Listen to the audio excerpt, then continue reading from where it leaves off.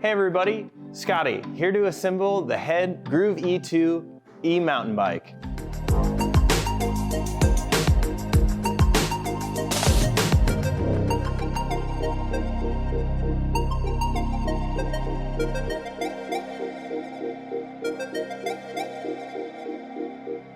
Here we go.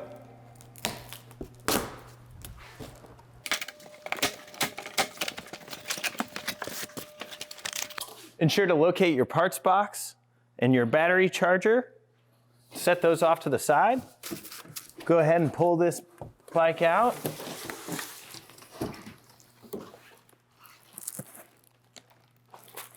And start unwrapping it.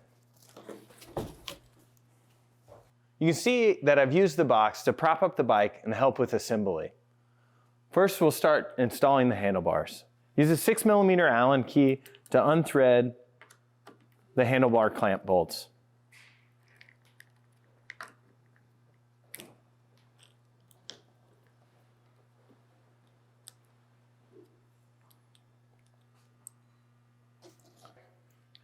Rotate the handlebars back onto the stem, ensuring that all the cables are in front of the handlebar and running smoothly down the frame. Put the top clamp back on and thread in the 6mm Allen key bolts, one to the other.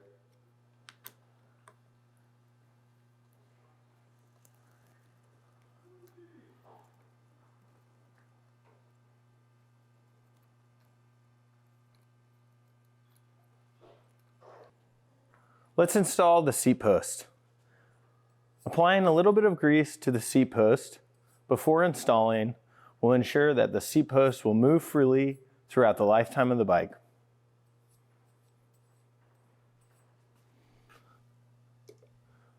Note the minimum insertion lines marked on the seat post, letting you know that much of the seat post needs to be installed in the frame for safe riding. Each tick mark should be below the frame and no longer seen when the seat post is installed.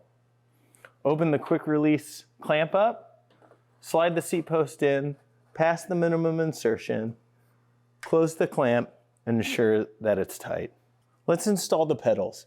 Notice that there is a right and left pedal, and on the crank arm itself is labeled with an R, R, and L, letting you know which side is right and which side is left.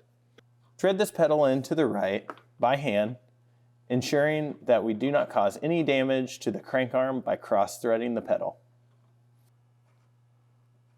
Once the pedal is threaded all the way in by hand, get a 15mm box wrench and tighten the rest of the way. Again, double checking that we're using the left pedal on the left side by the L's indicated on both. Thread the pedal in counterclockwise or reverse threaded. Threading in by hand, ensuring that you do not cross thread or damage the crank arm. When the pedal is threaded in all the way by hand, use a 15mm wrench to tighten the rest of the way.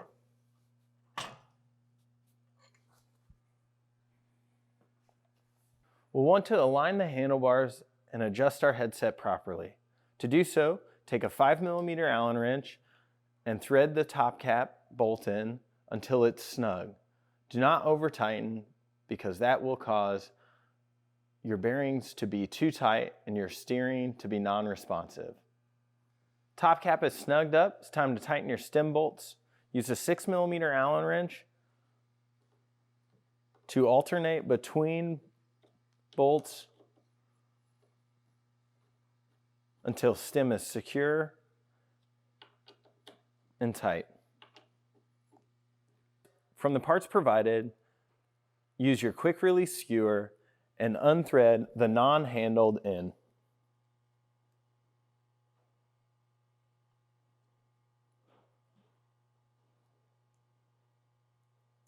Taking with it one spring. The handled end will slide in from the disc side, and then you'll install the spring skinny in towards the wheel and then thread in the non-handled side of your quick release skewer. From this point, you'll need a buddy. All right, you'll have a buddy step in, pull the bike out of the box. We'll remove the shipping protection axle.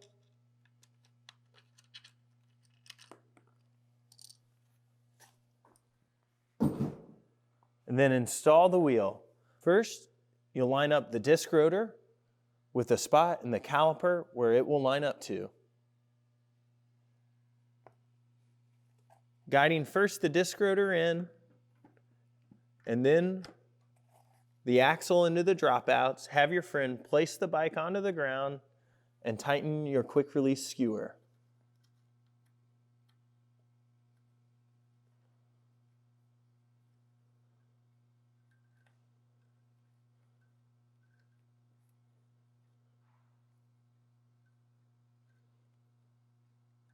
The quick release skewer will be the correct tightness whenever you feel pressure when the arm of the skewer is parallel with the ground. Fold the skewer the rest of the way over and use your thumb to make sure that it's secure. Using a Phillips head screwdriver and a 10mm box wrench, remove the mounting hardware that we'll use for our fender and light.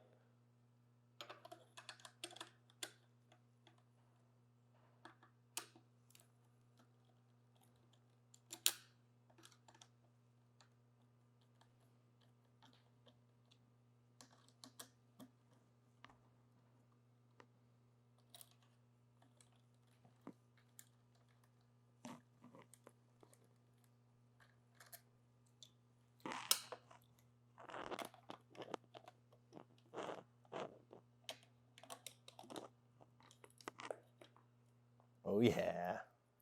Guide the fender on top of the front tire so that the mounting bracket goes under the brake bridge. Using the hardware you just removed, take the bolt and the front light, pass the bolt through the fender mount, lift the fender, pass the bolt through the light mount and through the brake bridge.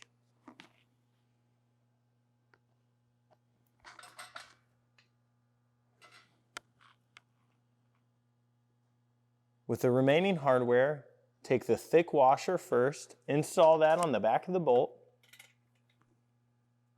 then use your thin washer, install that on the back of the bolt, and then your 10mm nylon lock nut.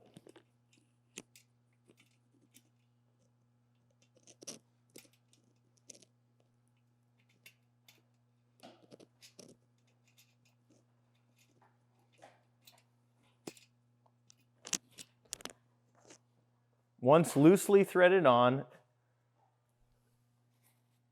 use hardware provided to install the struts on the fork legs. Rotate strut arms until they align with the threaded tabs on the fork legs.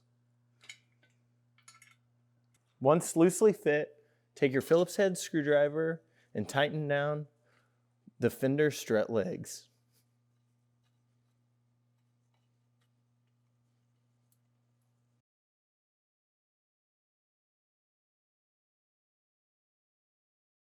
Using your 10mm wrench and your Phillips head screwdriver, we will now tighten up the top mounting bracket for the light and the fender. Straightening the light so it's up and down. Tighten until both the fender and light are secure.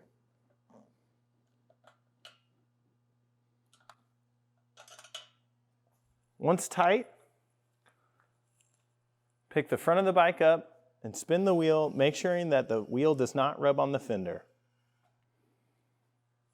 Once the fender is clear of the tire, adjust the light to point straight and use an 8mm box wrench to align and tighten the front light.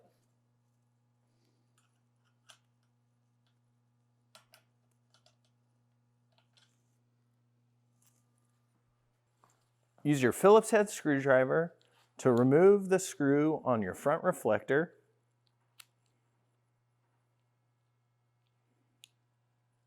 Expand the plastic band over the handlebar. Reinstall the screw you just removed.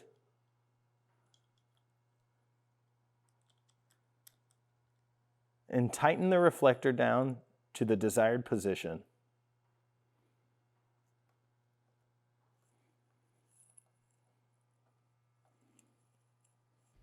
Using a Phillips head screwdriver, remove the screw from the bell clamp. Then stretch the plastic band over the handlebars and reinstall the Phillips head screw.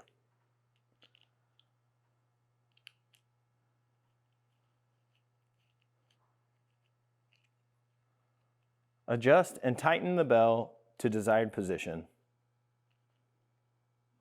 With the provided cable guides, line up corresponding sizes of cables to match the corresponding holes in the cable guide.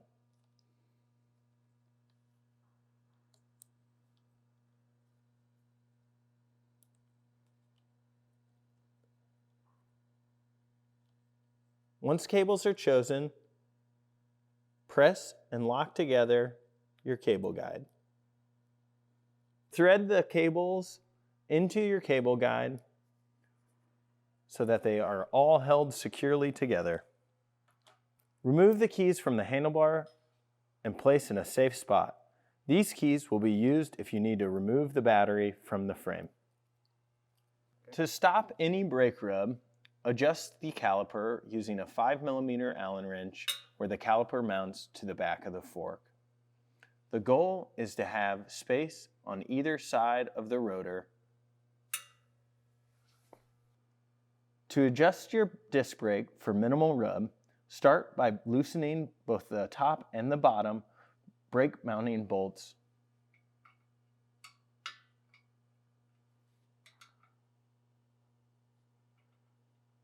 Only break these bolts free. Do not unthread them. Make sure that there is a gap between the rotor and the brake pad and the caliper on both sides.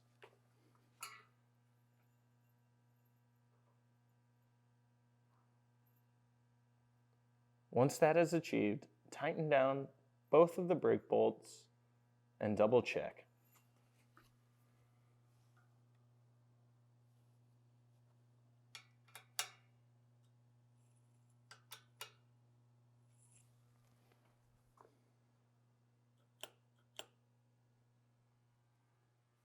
With the front brake adjusted for minimal rub, do the same process on the rear brake until the desired outcome is achieved.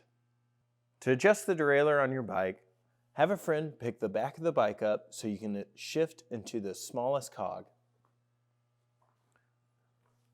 Pedal the bike and use the plus indicator on the shifter to shift all the way down into the smallest cog. Adjust your high limit screw so that the bottom pulley is parallel with the smallest cog on the gear cluster.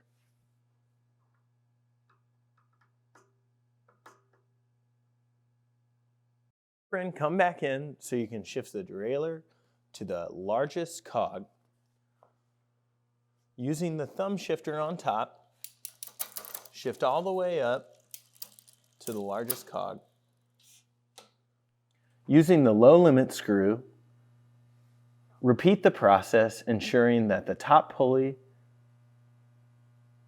is parallel to the top largest cog on the gear cluster.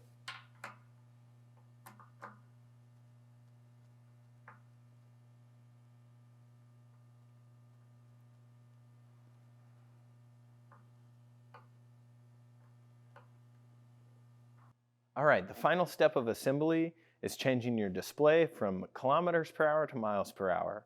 To begin, power up the bike by pressing and holding the power button located on top of the battery until the lights light up. Move to the display screen, press and hold the center button on the display, powering up the display screen. Once the display screen is powered up, Press and hold the top and the bottom button on the display for 3 seconds. This will get you to the menu. You first get to Trip Clear.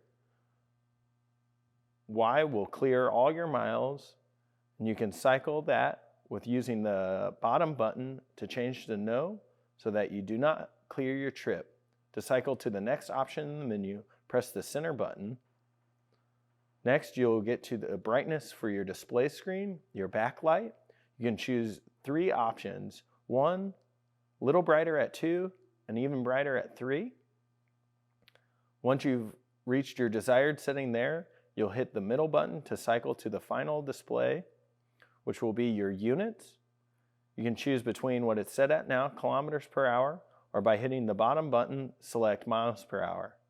After you've reached all your desired settings on your display, press and hold the center button to return to the original display screen. Once you've got your bike assembled, your display set to the settings you desire, it's time to hit those trails and enjoy this e-bike.